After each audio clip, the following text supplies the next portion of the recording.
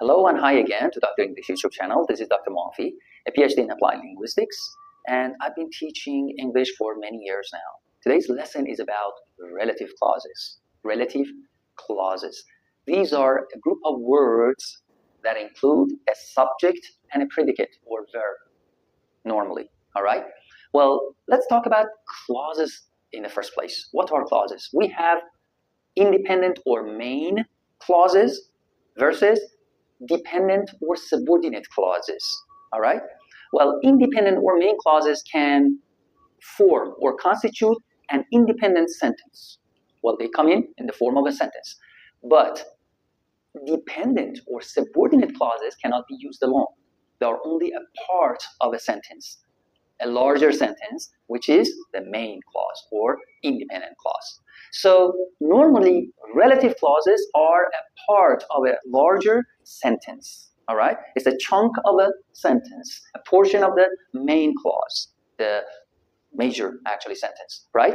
Well, and normally they begin with that, which, what, when, how, why, who, whom, all right?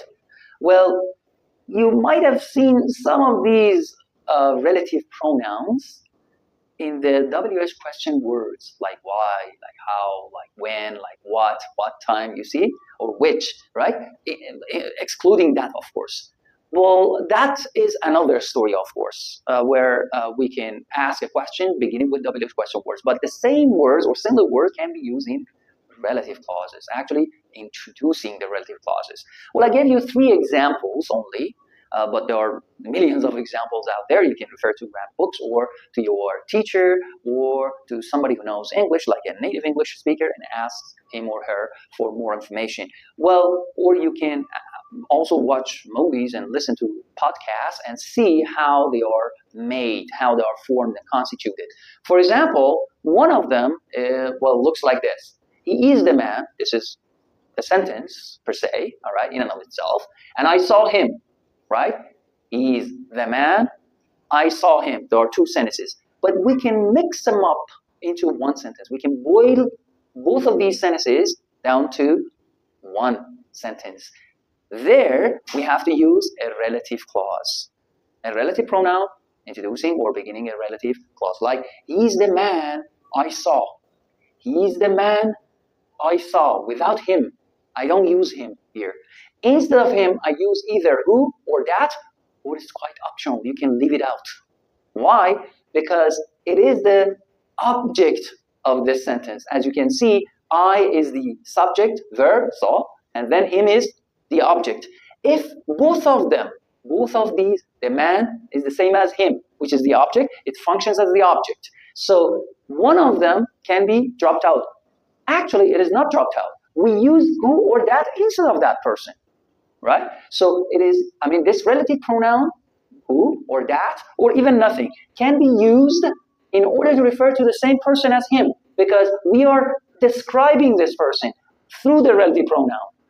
Right? So who or that refers to the man. So in that situation, him is dropped out, is left out. So you cannot use him anymore. So he's the man I saw. He's the man that I saw, or he's the man who I saw. All of them are correct. Okay? But the next example I gave is a little bit different, all right? The relative pronoun that I use does not really actually refer to the same person. As you can see here in my example, he is the man, he saw me.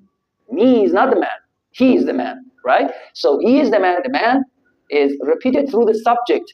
Here it is it's not the object really, but anyway, it is the complement. But anyway, if you consider this as the object, then this object is expressed through the subject in the second sentence. All right? So the subject and the object or complement, okay?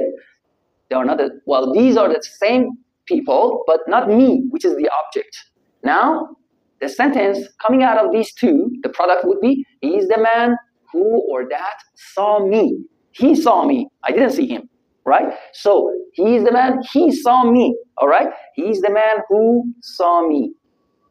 Or, he's the man that saw me. This who or that is not optional. It's compulsory, and you have to use it in this sentence, in the relative clause. Okay? So, who or that refers to the man, but it is used instead of the subject, not the object. So whenever the relative pronoun is used instead of or describes the subject, you cannot leave it out. It's compulsory to use it. All right? Well, this is another then story or another example which needs to be actually remembered and differentiated from the first example that I gave you. Okay?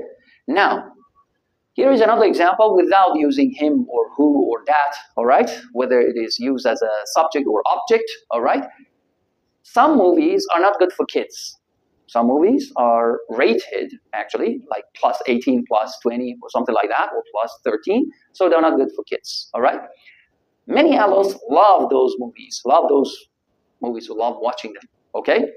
Now, we are going to mix them up together, all right? Some movies,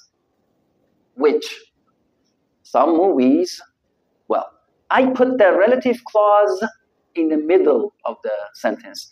There, it was the last part of the major sentence or clause. The relative clause ended my examples or sentences. But here, it doesn't end the sentence. It comes within the sentence or it is inserted into the sentence, not ending it, not even beginning it. Of course, it can also begin it. Well, some movies which many adults love or that many adults love are not good for kids. This which or that is also optional because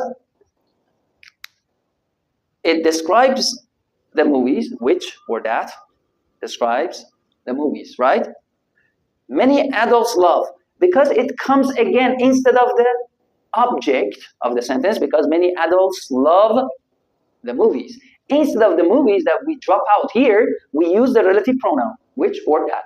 So again, it becomes optional. Like my first example, is the man, as you can see, I put them in a parentheses, like who or that, which describes the object, all right? It describes the man. The same man is the same as him, which is the object. So the object is dropped out, and here, who or that is also optional. You can leave it out or use them in the sentence. Anyway, so some movies, many adults love, without the relative pronoun, or some movies which or that many adults love, then are not good for kids. That's the first sentence, and the second sentence is inserted into the first sentence, but where? After some movies, because this part explains about some movies. If it explains about, for example, kids, then you have to put it after kids. Because this relative clause, this second sentence, refers to that or describes and modifies that part of the sentence. So it should go immediately after that part. Okay? So here is another example of a relative clause. Of course, there are many complications for this, like, for example, the position of the prepositions. If there are some, let's say, verbs that are used or followed by a preposition, then again, where do you have to use the preposition?